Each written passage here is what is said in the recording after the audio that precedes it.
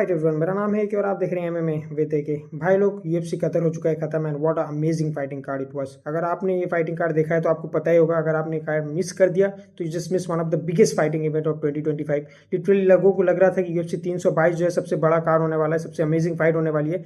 But भाई UFC Qatar just came इन clutch भाई, literally भाई मॉक्ड कर दिया यूएफसी 322 को। एंड भाई क्या ही अमेजिंग परफॉर्मेंसेस हमको देखने को मिले।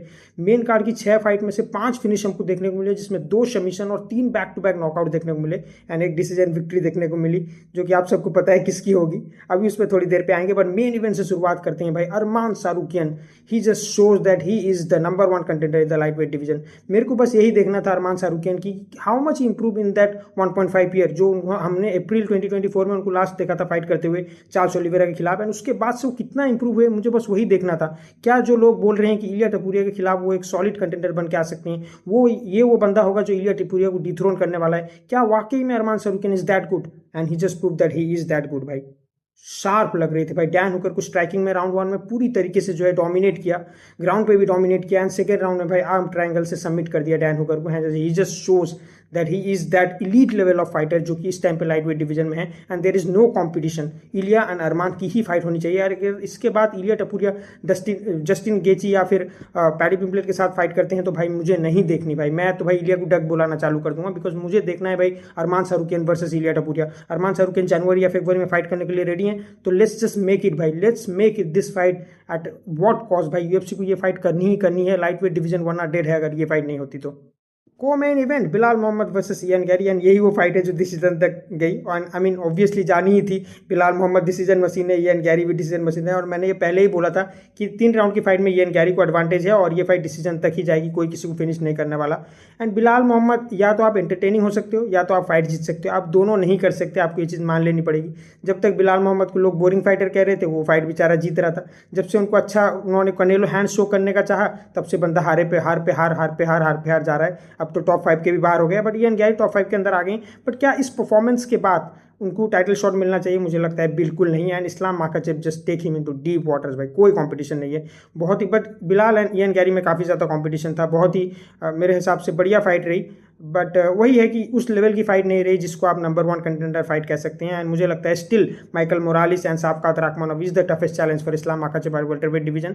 इयान गैरी को अभी लगता है मुझे और एक फाइट करनी चाहिए। मुझे लगता है इयान गैरी वर्सेस कार्लोस प्रेटस की एक और बार फाइट करा दो भाई, देखने में मजा आएगा। But right now I don't think कि Ian Garry title shot deserve करते हैं वेल्टरवेट डिवीजन में। इन सारी चीज़ों से हटके मेन कार्ड में जो हेवीवेट डिवीजन की फाइट हुई ना, हा मेरे दिल को छू गई भाई।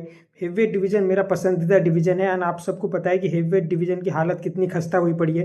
हेवीवेट डिवीजन डेड हुआ पड़ा है, एंड इस डेड डिवीजन को लाइफ सपोर्ट पे रखा हुआ है वाल्डो कॉर्टिस अकोस्टा ने। मैन 20 दिन पहले ही इस बंदे ने आउट कॉल नॉकआउट किया था एंटी डेलीजा को, एंड वहाँ पे इतना ब्रूटल आईपोक हुआ था उसको, स्टिल उसने फाइट कंप्लीट की एंड नॉकआउट से विक्ट्री ली। एंड सिर्फ 2 दिन की शॉर्ट नोटिस में समील गजीब को फाइट करने आ गए, एंड यहाँ पे भाई पहले ही राउंड में 1 मिनट 12 सेकंड में जो है नॉकआउट कर दिया, आउट कॉल समील गजीब को। मेरा दिल खुश कर दिया भाई। मैं कहता हूँ अलेक्जेंडर वोल्कोव को जहां रहना है वहीं उनको रखो, और नेक्स्ट जो है टाइटल फाइट दे देनी चाहिए वाल्डो कॉर्टिस अकोस्टा को। इतना सब कुछ कर दिया है भाई बंदे ने, और क्या चाहिए भाई।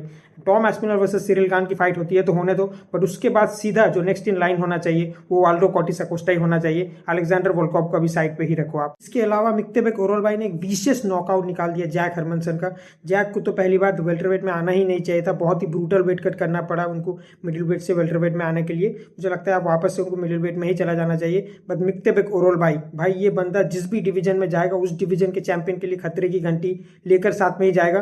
पहले ये लाइट वेट में था, अभी ये वेल्टरवेट में भी आ गया। अगर ये वेल्टरवेट में आते हैं तो इस्लाम माखाचेव की बेल्ट के लिए जो है ये बहुत बड़ा खतरा बनने वाले हैं। अगर ये वापस से लाइट वेट में जाते हैं तो इलिया टपुरिया की बेल्ट के लिए बहुत बड़ा खतरा बनने वाले हैं। But yeah he just literally showed the caveman power भाई। लिटरली इस बंदे में कुछ अलग बात है, ये स्पेशल है ये बंदा। एंड आपको जो है अगली बार से इसकी सारी फाइट जरूर देखनी चाहिए भाई। लिटरली गूज़बम्प दे देता है जब भी फाइट करता है।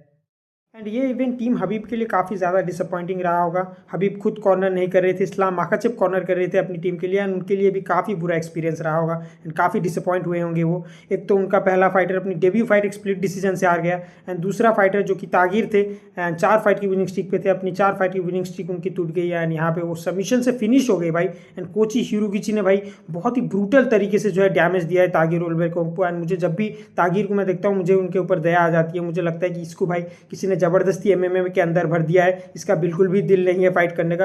एंड बहुत ही ब्रूटल तरीके से मारा है भाई, धो धो के मारा है, पटक पटक के मारा है। एंड भाई फिनिश कर दिया उनको, लेके इस ग्राउंड पे ही फिनिश कर दिया। जबकि हमको पता है दागिस्तानी ग्राउंड पे कितने ज़्यादा सुपीरियर होते हैं, कितने ज़्यादा इलीट होते हैं दागिस्तानी। एंड उन्हीं को ही जो है, उन्हीं के गेम में जो है कोची हिरोगिची ने फिनिश कर दिया। एंड जिस तरीके की कंटेंडर की जो है अभाव पड़ी हुई है फ्लाईवेट डिवीजन में, मुझे लगता है कोची हिरोगिची जो है एक सॉलिड कंटेंडर की तरह उभर के आ सकती हैं और आने वाले टाइम पे जो है वो अलेक्जेंडर पेंटोजा को जाके फेस कर सकते हैं for the flyweight championship. Preliminary card की बात करें तो अलेक्जेंडर टपुरिया को एक बढ़िया डिसीजन विक्ट्री मिली। एंड अब लोग बोल रहे हैं कि अलेक्जेंडर टपुरिया वर्सेस उमर नूरमागोमेडोव करा दो, बट ऐसा नहीं होता। उमर नूरमागोमेडोव अभी भी काफ़ी ज़्यादा हाई रैंक्ड फाइटर है in comparison to Alexander Topuria. And मुझे लगता है वो धीरे धीरे स्टेप बाय स्टेप जो है आगे बढ़ेंगे। एंड फ्यूचर में हमको जरूर उमर नूरमागोमेडोव वर्सेस अलेक्जेंडर टपुरिया की फाइट देखने को मिल सकती है, या फिर अलेक्जेंडर टपुरिया आगे चल के बैंटमवेट के टाइटल को चैलेंज ना करने लग जाए मेराब डवालिश्विली के खिलाफ। तो ऐसा तो होगा नहीं, मुझे नहीं लगता, क्योंकि मेराब जो है डेफिनेटली अलेक्जेंडर टपुरिया से तो फाइट नहीं करेंगे। But it's a long way for Alexander Topuria. अभी जो इनिशियल स्टेज में है वो अपने करियर के, एंड वो धीरे धीरे जो एक के बाद एक विक्ट्री ले रहे हैं। एंड मे बी फ्यूचर में हमको डेफिनेटली ये फाइट देखने को मिल सकती है। एंड मेरे हिसाब से ये फाइटिंग कार्ड एब्सोल्युटली अमेजिंग था। एंड रात के 2:30 बजे तक जाग के देखना एब्सोल्युटली वर्थ इट रहा मेरे लिए। बस मैं एक चीज़ चाहता हूँ इस फाइटिंग कार्ड के बाद, कि अगली फाइट अगर लाइट वेट डिवीजन की टाइटल की होती है तो उसमें मुझे इलिया टपुरिया वर्सेस अरमान शाहरुखियन चाहिए। प्लीज़ डाना वाइट भाई यही फाइट करा देना, इसके अलावा मेरे को नहीं देखनी इलिया वर्सेस पैडी या फिर इलिया versus Justin. Please Iliya versus अरमान यही चाहिए भाई। और अगर आप ये नहीं करने वाले तो मैं भाई UFC को बॉयकॉट करने वाला हूँ। प्लीज़ डाना अंकल करवा देना ये फाइट, ओके। और अगर आप भूले बसरे यहाँ पहले बार आ गए हैं इस चैनल के अंदर, तो मेरा नाम एक ही है और हम यहाँ पे एक बढ़िया MMA कम्युनिटी बना रहे हैं भाई लोग मिलकर। एंड अगर आपको इस कम्युनिटी का पार्ट होना है तो आप चैनल को जरूर सब्सक्राइब करके जाना। और वीडियो अगर पसंद आई और यहाँ तक देखा है तो एक लाइक तो बनता ही है। मिलते हैं अगली वीडियो में, तब तक के लिए बाय।